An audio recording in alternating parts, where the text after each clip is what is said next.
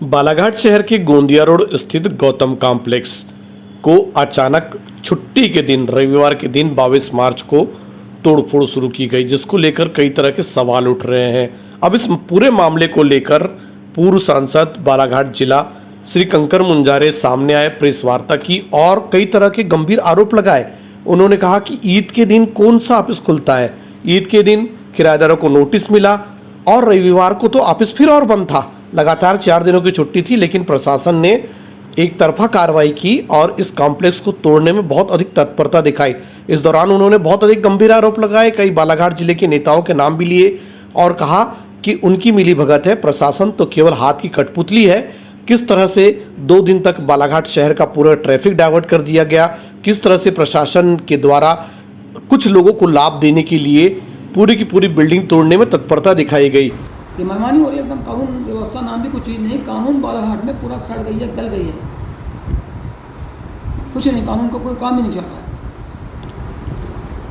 है। कल से जो है ट्रैफिक जाम किया हुआ, वो सड़क एक तरफ से जाने, कल से जाम किया हुआ ना, आज भी अभी भी जाम है, उधर से कोई जाने नहीं दे रहे किसी को, वन वे कर दिया उसको, एक ही रोड से जाना आना कर दिया, बस एक ही रोड से जाओ, वन वे भी नहीं बोलना चाहिए, एक ही रोड से जाना आना करो।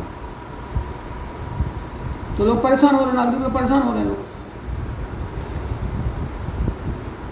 और छुट्टी के दिन आपने इतवार के दिन क्यों तोड़फोड़ की? नोटिस आप ईद के दिन क्यों दे रहे हैं? जब आपका ऑफिस बंद है तो ईद के दिन नोटिस कैसे दे रहे हैं आप? और ईद के दिन क्यों तोड़फोड़ कर रहे हैं आप? इतवार के दिन क्यों तोड़फोड़ कर रहे हैं आप? ऐसे कोई काम बताओ, नगर पालिका को, किसी का एसडीएम को बताओ, कोई काम बताओ तो बोलते नहीं आज छुट्टी, आज कुछ नहीं करेंगे हम। इस काम को कैसे कर रहा है? इस काम को कैसे करने की कोशिश की आपने? अभी मेरे पास रिपोर्ट है अभी 3 दिन पहले की कि वहाँ पे डोंगरिया है, मांझापुर के पास में गांव, डोंगरिया गांव, वहाँ पे जेसीबी से अवैध मिट्टी का खनन हो रहा था। गांव के लोगों ने एसडीएम को फ़ोन किया, वाराणसी के कार्तिक के कौन है, कोई ऐसी कोई नाम जो भी होगा, उसको फ़ोन किया तो उसने बोल दिया आज छुट्टी, हम कुछ नहीं कर सकते। लिखित शिकायत मेरे पास, उसका वीडियो भी है। तो फिर यहाँ छुट्टी के दिन कैसे काम कर रहे हैं? नोटिस भी दे रहे हैं, तोड़फोड़ भी कर रहे हैं, नोटिस भी छुट्टी भी दे रहे हैं आप। तो जब आपने ईद के दिन नोटिस बनाया और आपको ईद के दिन छुट्टी, आप नोटिस पे दी आपने, तो कोई नियम है, कोई कानून है? तो सबको उनको मुआवजा मिलना चाहिए, उनकी तोड़फोड़ का वापस उनको वहाँ बनाने का अवसर देना।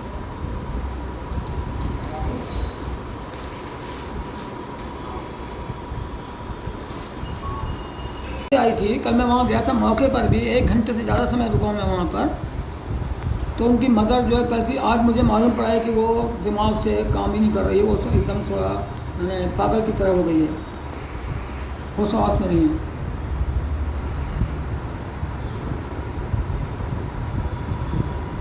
तो इतनी मनमानी चल रही है।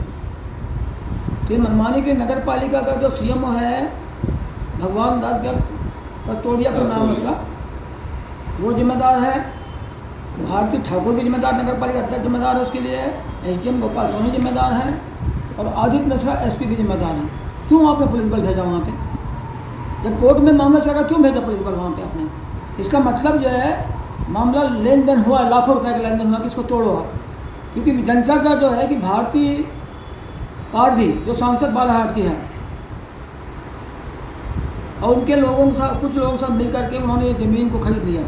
तो जब टूटेगा, मकान हट जाएगा, तब रजिस्ट्री होगी, तब ये खाली हो जाएगा। तो और करोड़ रुपए की संपत्ति उन्होंने खरीदी हो, तो जन चर्चा खुलेआम है।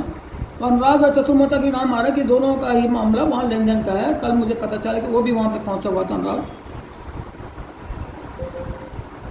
हम तो चले गए तब वहाँ से।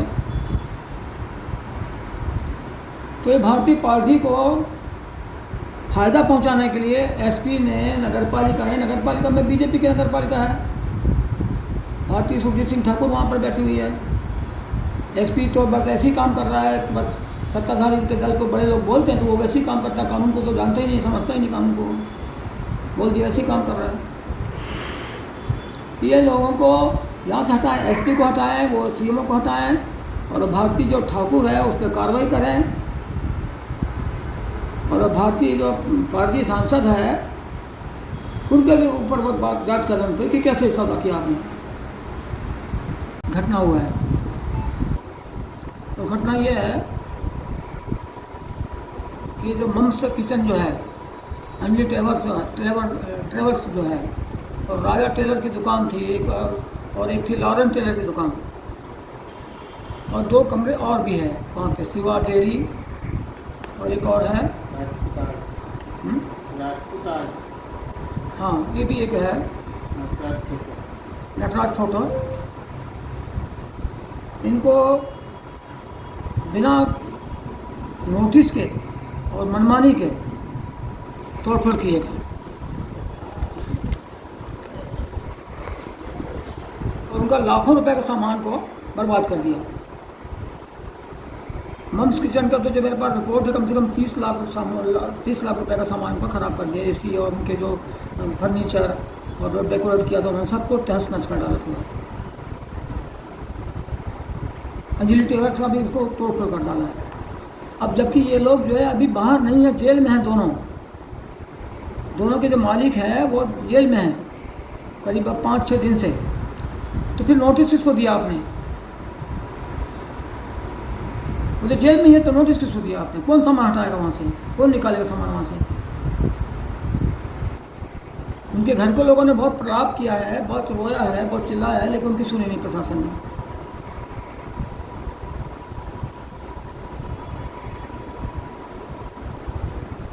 राजा टेलर की इनकी दुकान जो तोड़ी गई है, राजा टेलर स्वयं बैठे हुए हैं।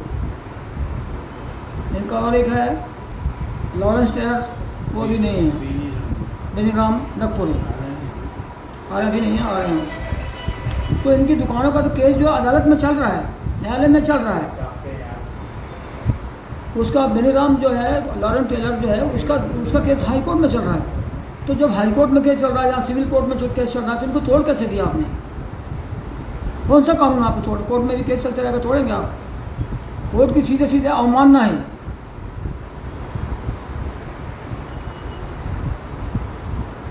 और आपने बोल दिया 50 साल का आपने दिया है कि 50 साल से ऊपर के जो मकान हो गए थे और जर्जर हो गए थे, 50 साल के मकान तो शहर में बहुत सारे हैं।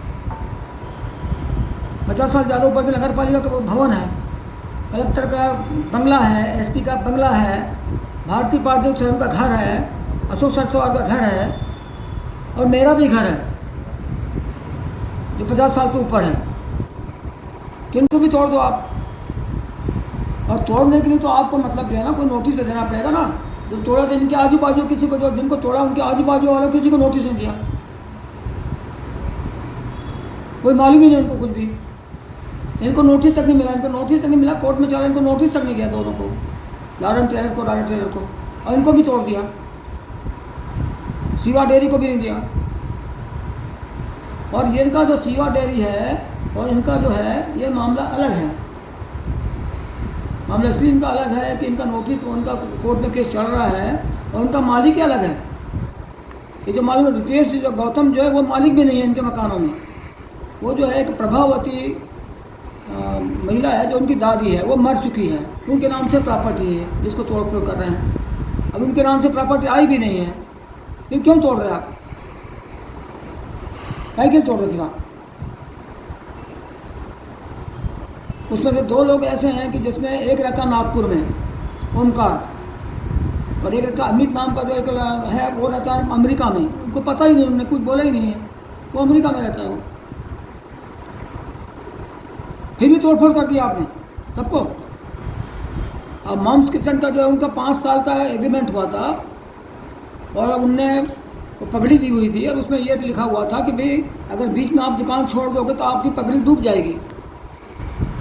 अभी 5 साल पहले लिया है। अंजलि टेलर जो है वो करीब 15 साल से होगा। नोटिस को आजू बाजू वाले को भी नोटिस नहीं दिया उन्होंने। इनको तो नोटिस नहीं दिया, 2 लोगों को, लॉरेंस को और राजा टेलर को। तो कैसे कानून है और कौन से नियम से आपने किया ये? और देखिए, मकान कभी भी, आपको सबको पता है कि मकान कोई जर्जर हो गया है, कुछ ख़राब हो गया है और ख़तरा उससे है, तो वो बरसात के समय तोड़ा जाता है कि ये गिर जाएगा। अब मार्च में तोड़ दिया आपने, और कौन से इंजीनियर ने उसको सर्वे कर दिया? और नगर पालिका इंजीनियर ने सर्वे कर दिया? किसने सर्वे कर दिया उसको? और नगर पालिका उसको जीएम में प्रस्ताव नहीं पास कराया कि भाई अगर जर्जर मकान उसका जीएम में पास कराना चाहिए नगर पालिका में, वो भी प्रस्ताव नहीं उनके पास में। नगर पालिका परिषद की जो बैठक होती है वहाँ भी कोई प्रस्ताव नहीं है, तो कैसे तोड़ दिया आपने मनमाना? तो जिनके घर तोड़ना चाहिए उनको क्यों नहीं तोड़ रहा है? तो बहुत बुरी हालत में, बहुत बुरी कंडीशन में, लाखों रुपए खर्च किया उन दुकानों में, उन्होंने वो कर आपका डेकोरेशन करने के लिए, अंदर का सब पूरा रिनोवेशन करने के लिए, और उसको तोड़ दिया आपने, टाइम भी नहीं दिया उनको।